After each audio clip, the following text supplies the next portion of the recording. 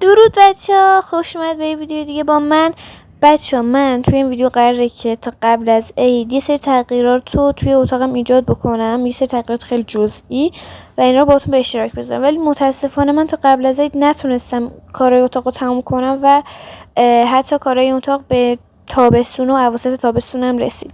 ولی الان دیگه اتاقم تقریبا کامل شده و گفتم دیگه وقتشه که این ویدیو رو واسهتون آپلود کنم و خیلی دیر شد تایم این ویدیو و حدودا 4 ماه آپلود و ادیت و کلا کامل شدن اتاقم خیلی طول کشید. ولی الان دیگه آماده است که بهتون نشون بدم و یه سری تغییرات جزئی روش ایجاد کردم که دوست داشتم با هم ببینیمشون. تغییراتی مثلا کشیدن بوم‌های نقاشی مختلف واسه اینکه جلوه خوشگل تری داشته باشه و یه سری وسایل لمس اتاقم خریدم و طی این ویدیو با هم سفارشاتمون رو آنباکس میکنیم، میچینیمشون و مراحل کامل شدن این اتاق رو با هم میبینیم. خیلی خوشحال میشم تا آخر ویدیو حتما همراهیم بکنید و لایک و سابسکرایب هم فراموش نشه. اگه ویدیو رو دوست داشتید حتما توی کامنت ها به هم بگید.